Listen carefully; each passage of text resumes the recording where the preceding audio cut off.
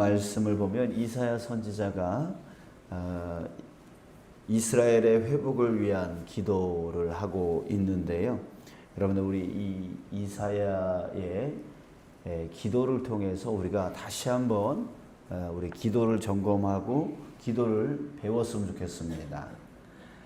우리는 기도를 계속 배워야 돼요. 자, 왜 그러냐면 여러분 우리 야고보서 4장 3절 구하여도 받지 못함은 정욕으로 쓰려고 잘못 구하기 때문이라 이렇게 말씀하고 있어요.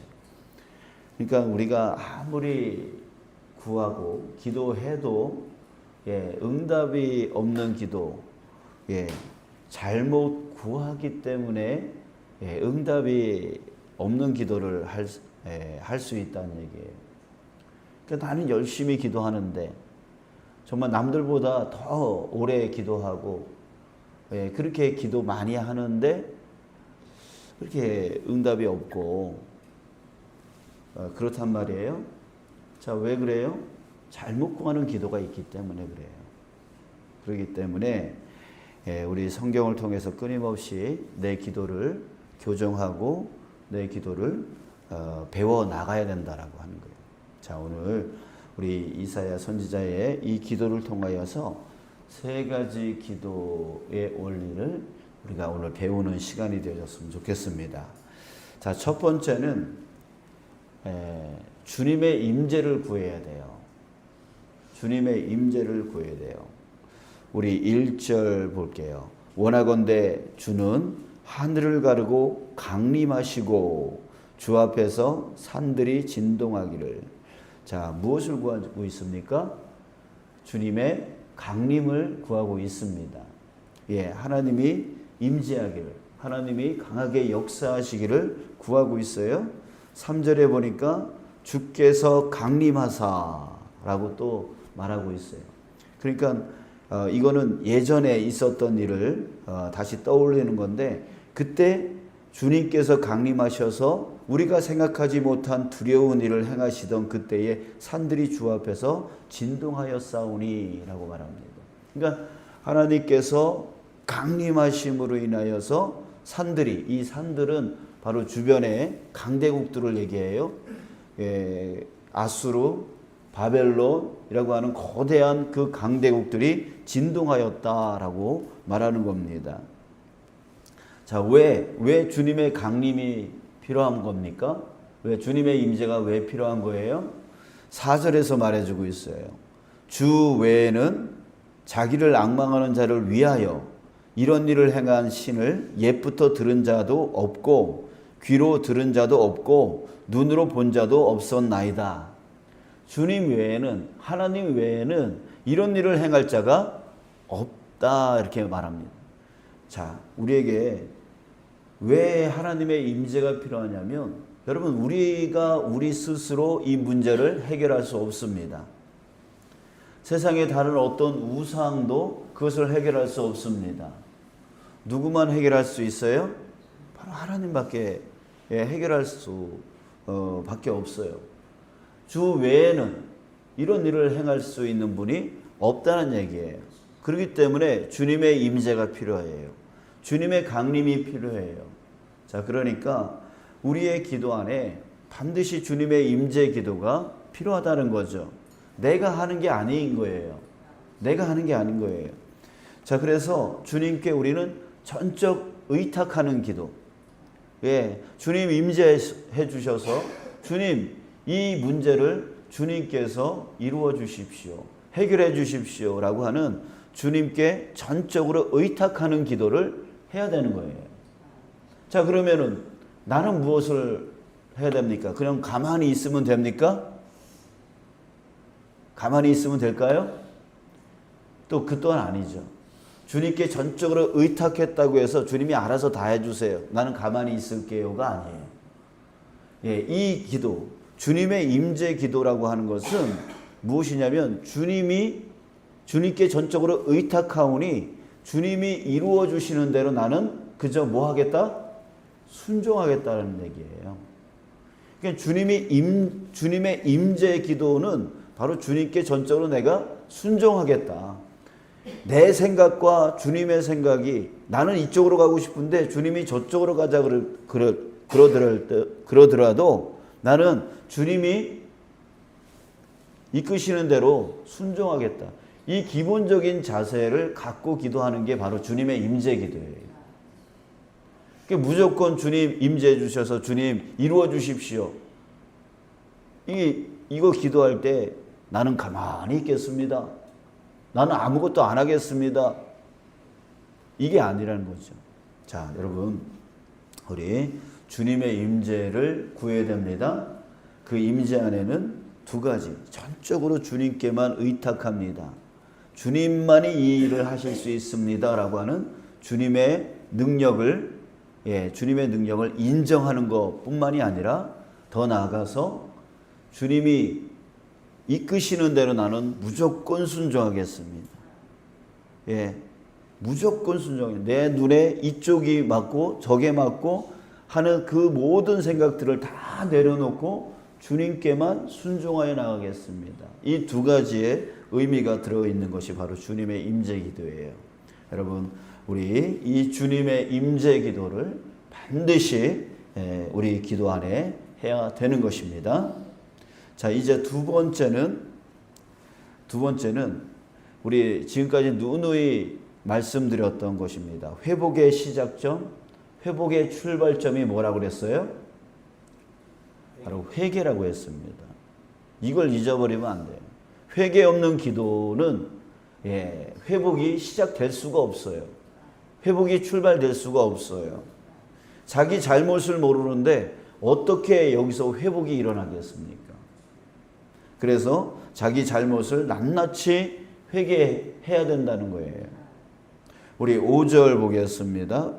5절 중간 이후에 우리가 범죄함으로 주께서 진노하여 하셨사오니, 자, 자신의 범죄, 이 이스라엘의 범죄를 말하고 있습니다. 자, 그들의 그 범죄로 인한 결과가 10절에 나오는데, 주의 거룩한 성읍들이 광야가 되었으며 시온이 광야가 되었으며 예루살렘이 황폐하였나이다. 멸망했다는 얘기예요. 그런 결과가 임했다는 얘기예요. 근데 이 결과는 항상 원인이 있는 거잖아요.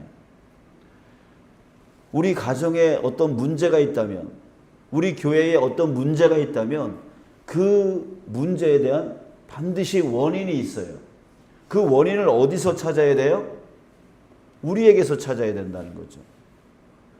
우리에게서 찾고 그 원인을 반드시 드러낼 수 있어야 되는 거죠. 여러분들 병원에 가보신 적 있으시죠? 여기 뭐 병원에 안 가본 사람이 어디 있겠어요? 그럼 병원에 가서 제일 먼저 하는 게 뭐예요? 제일 먼저 하는 게 뭐예요? 그러니까 자기 환부를 드러나는 거 제일 먼저 해야 되잖아요. 수치스럽더라도 다 그 환부를 드러내야 돼요. 다 까발려야 된단 말이에요. 그래야지 의사가 알고 그것을 고치죠. 그죠? 가면은 뭐 아침부터 저녁까지 계속 검사를 해. 왜 이렇게 검사를 많이 하는 거야? 라고 얘기를 합니다. 근데 검사하지 않으면 환부가 드러나요? 드러나지 않아요. 의사가 배 까보래. 배를 까봐야 돼요. 또 수치스러운 부분도 다 보여줘야 돼요. 왜요? 환부가 드러나지 아니하고는 고칠 수가 없어요. 그런 것처럼 우리가 하나님 앞에 나가서 고쳐달라고, 회복시켜달라고 기도를 하는데 그저 간구만 해. 내가 원하는 것만 구해. 이게 과연 될까요? 회복이 될까요? 될 수가 없는 거죠. 의사 앞에 가서도 다 환부를, 수치스럽더라도 다 환부를 다 보여주고, 다 얘기해야 되고, 막 그래야 되는데, 하나님 앞에 나가서 고쳐달라고 하면서 그저 이렇게 해주세요, 저렇게 해주세요만 기도한다면 그게 되겠냐 이거죠. 자, 그렇지 않습니다. 그래서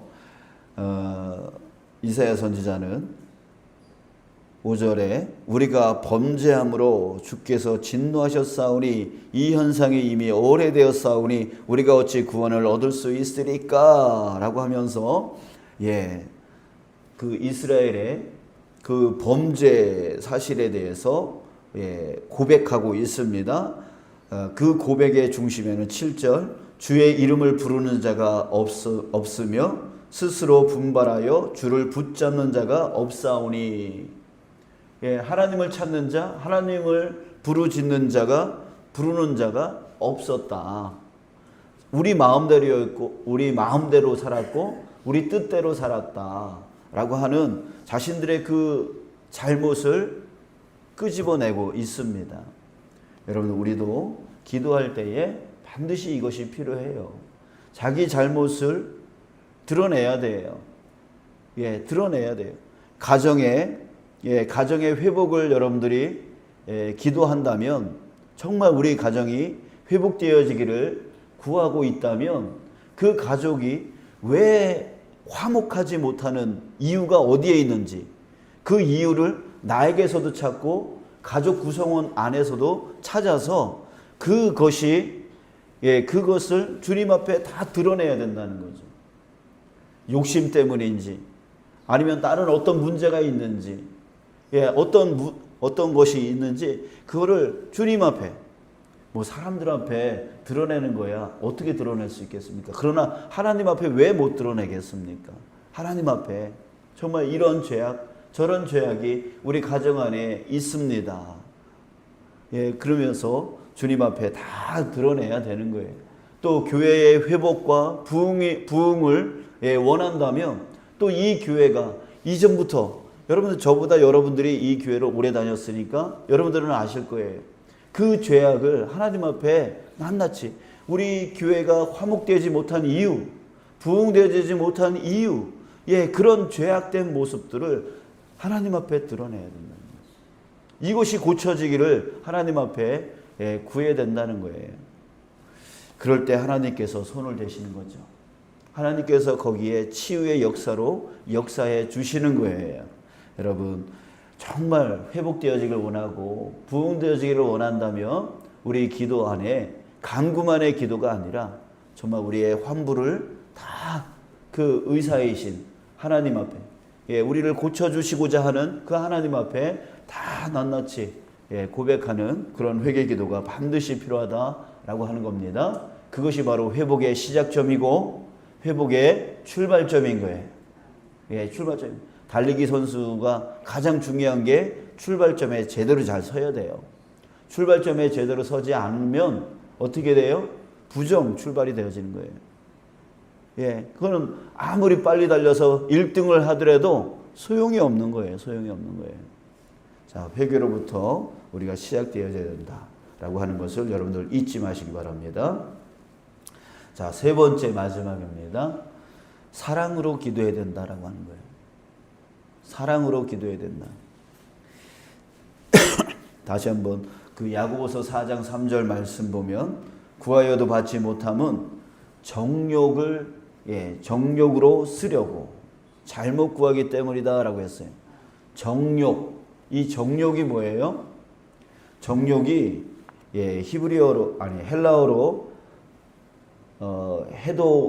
헤도네라고 하는데 이 헤도네는 쾌락을 의미하는 거예요. 즐거움을 의미하는 거예요. 그러니까 자기 쾌락, 자기 즐거움을 위해서 구하는 거. 이게 바로 정욕입니다. 자, 여러분 가족이 구원되기를 원하시죠? 가족이 교회 나오기를 원하시죠? 자, 그런데 이 가족 구원을 위해서 기도하는 거, 그 목적이 무엇이냐라고 생각해 볼 때 자기 편하려고 구하는 기도가 될 수 있어요. 왜? 내가 가족 중에서 혼자 교회를 나오니까 불편한 거예요. 가족 여행을 간다 이러면은 교회 나오기도 힘들고 또 여러 가지 생각 차이도 많고 막 이러니까 불편한 거예요. 그래서 하나님 우리 가족 구원해 주세요. 그래야지 내가 교회를 빠지지 않고 열심히 나올 수 있어요. 뭐 이렇게 해야 된단 말이에요. 그러니까 그 목적이 자기의 편함, 자기의 즐거움, 자기 쾌락에 쏠려 있는 가족을 위해서 구원한다고 생각하지만 사실은 알고 보면 자기를 위한, 자기 편함을 위한 기도가 될 수 있단 말이에요. 여러분 이것이 바로 정욕이에요. 정욕을 위한 기도가 된다라고 하는 거죠. 여러분 그게 아니에요. 기도는 전적으로 그 영혼을 위한 기도가 돼야 돼요. 나를 위한 기도가 되어서는 안 되는 거예요. 그 영혼을 위한 기도, 그 영혼을 진심으로 사랑하는 기도, 이것이 이루어져야 된다는 거예요. 하나님은 우리의 중심을 보신다 그랬잖아요. 그러니까 하나님은 아셔요. 내 편함을 위해서 구하는 건지 아니면 정말 진심으로 저 영혼이 구원되어지길 위해서, 저 영혼이 정말 천국 가기를 바라는 마음으로 구하는 건지 그 마음을 아신다고요. 그러니까 여러분 진정 기도 안에는 사랑이 들어가 있어야 돼요. 자, 오늘 이사야의 기도를 한번 보세요. 5절에 중간에 우리가 범죄함으로 주께서 진노하셨사오며, 이 말 안에 이사야 선지자의 사랑이 들어가 있습니다. 어떤 사랑입니까? 바로 여기에 이사야 선지자는 그런 범죄를 저지르지 않았습니다. 이스라엘 온 백성들이 하나님을 떠나고 하나님을 찾지 아니하고 하나님을 붙들지 않고 있을 때 그 상황 가운데 이사야 선지자는 항상 하나님을 부르짖었고 하나님을 붙드는 자였습니다. 그래서 하나님의 선지자가 되어진 거죠. 그러면 이 이사야 선지자는 어떻게 기도해야 되죠? 저들이 범죄함으로 주께서 진노하셨사오며 라고 하면서 자기를 뺀 나머지의 사람들에 대한 표현을 써야 되죠. 자기는 그런 범죄를 저지르지 않았으니까. 하나님, 저들이 범죄함으로 주께서 진노하셨습니다. 저들이 주님을 부르지 않았습니다. 저들이 주님을 붙들지 않았습니다. 이렇게 기도해야 맞는 기도인 거예요. 근데 이 이사야 선지자는 어떻게 기도합니까? 자기를 포함해서 기도하고 있어요. 어떻게? 우리가 이렇게 표현하고 있어요. 자기를 포함한 우리라고 표현하고 있습니다.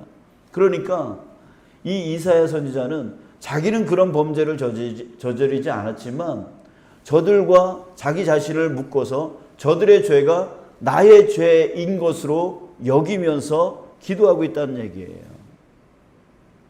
이제 저들의 아픔이 나의 아픔인 양 하나님께 기도하는 것처럼 저들의 죄악이 나의 죄악인 양 하나님 앞에 기도하고 있는 거예요.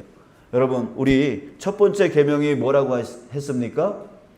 하나님을 사랑하라. 그리고 내 이웃을 뭐같이? 내 몸같이 사랑하라. 이것이 바로 이 우리가라고 이 표현이 뭐예요?